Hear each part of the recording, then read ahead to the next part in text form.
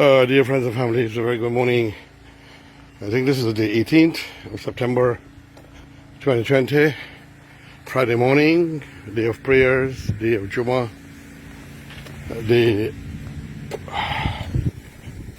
as usual in Guyana, listening to what is happening, what's going on.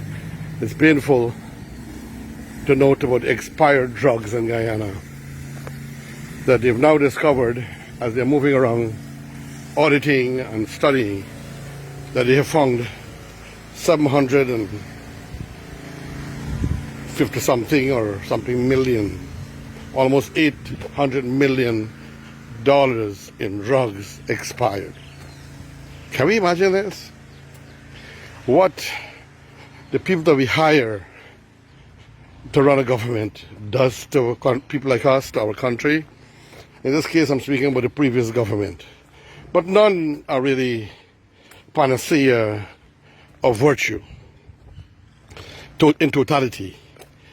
But this here, I know people will make mistakes and so forth and so forth. But this destruction of these drugs, which could have been better if you had allowed your staff to steal it, because it is known that people in the health sector, hospitals, the ministry, the bonds, they're all storage facilities, that you have a set of people who in reality are thieves. And they don't care about a country, they don't care about the taxpayers, but they will steal and then they will sell it out to private places. But you know, I'm not encouraging thievery but I think the government should have said, look, people, if you are wanted, just take it before it spoils, so somehow or the other they can get back to the people. It's a very painful thing as a taxpayer and as a voter who hire people. You know, it's a painful thing. Yes, friends and families. Sorry about that. And so the fact remains that there's so much of waste. Now, what I'm thinking of, the possibility of finding who is responsible for this.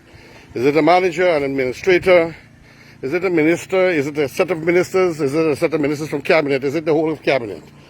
Now, I'm not one who really believes in going and look for vengeance, not tit for tat, whilst that is a human reality. When you give people a hard time and you try to destroy them, they want to come back after you. That's a human mechanism for survivalism.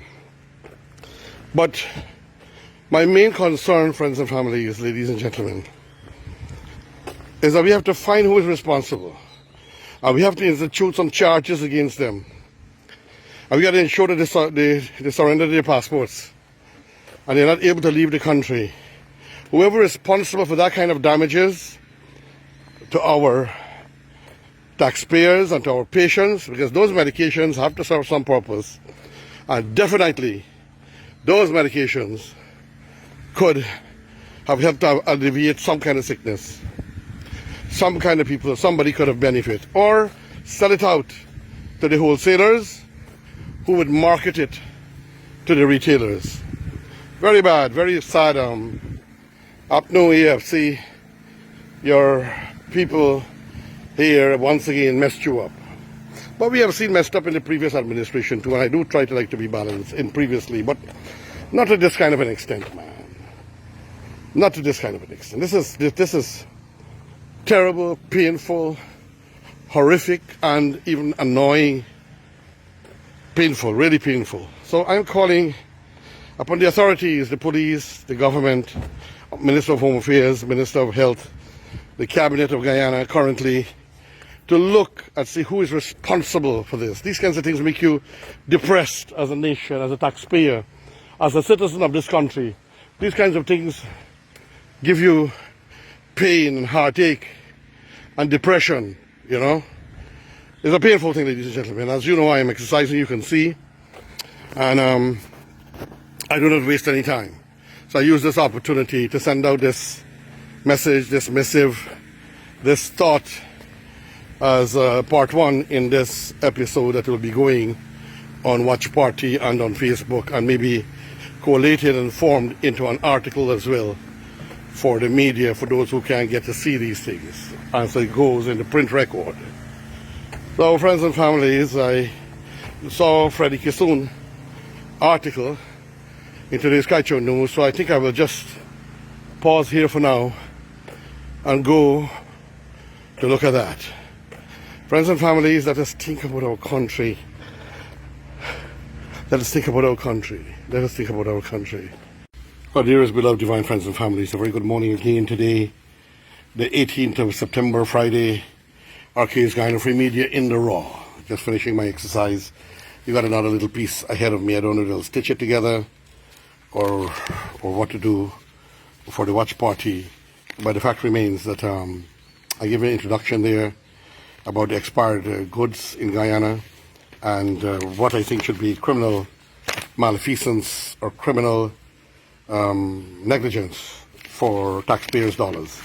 Whoever is responsible, let them bear the consequences, cost it what it will. Cost it what it is, friends and families. So just finishing my exercise, and I want to do this article, which I find very interesting. I have not read it as yet, but I like the topic. The Frederick Kissoon column of Friday, September 18th. The zone of peace, the zone of mere MOTTLEY, the zone of the dangerous mind. This is why I'm telling you, Freddie, contract somebody to edit your works over the decades in part 1, part 2, part 3, part 4, and at least prepare the prototype and look at the possibility of even sponsors and give away some of them and try to sell some of them. And online, if you do it through Amazon, it could be much cheaper and easier. Or you do it locally, it could be done. You need to put your mind and your work together to get this done before. You don't know how life is, brother. We might be called anytime, you or I. There is a letter in yesterday's Stabrook News that all young scholars need to study and, importantly, conceptualize the timing of its appearance. Conceptualize the timing of its appearance. You will not understand the dangerous minds that penned it without contextualizing its timing. Signed by 75 signatories, most of women's organizations and individuals, it calls on Guyana to let the Caribbean remain a zone of peace in light of the visit today by Secretary of State Mike Pompeo, characterized by publicly seeking instincts and anti-Freudian mindset and visible Freudian racism in the context of Guyana's recent election trauma. The signatories are obsessed with the implications, ramifications, and consequences of the one-day visit and want Guyana to ensure that whatever is signed between Pompeo and President Irfan Ali, the Caribbean remains a zone of peace. The timing of the letter, this is crucial to the understanding of the Freudian underpinnings of the signatories. Dr. Ali assumed the presidency on August 2nd after a 5-month saga to stop the results from being tampered with in order to declare a fraudulent PNC victory. The Stabrook News letter was published 1 month and 2 weeks after the horrible ordeal that catapulted Guyana in the eyes of the world.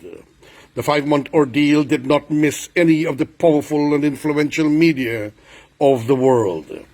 In fact, few Guyanese may know, if any, that Le Monde of France did a piece on Guyana during the crisis. See the article, Guyana turns its back on its past, so I didn't see that. I don't know, so I have to get that. So if my team are looking at this, please remember, Guyana turns its back on its past by Le Monde. Le Monde. One wonders if the clowns that put their names to that letter yesterday are familiar with how they have turned their backs, not only on Guyana, not only Guyana's past, but have endangered the Caribbean as a zone of peace by their sickening silence of the months of naked manipulation of a country's election results, never seen before in the democratic world since the creation of humanity and mankind existing or evolution on the earth. My point of emphasis, ladies and gentlemen. I will come back to the Freudian reasons for this sickening reasons for the sickening silence which had to do with their choice as to who they wanted to rule Guyana and if it meant creating tsunamic instabilities in the Caribbean.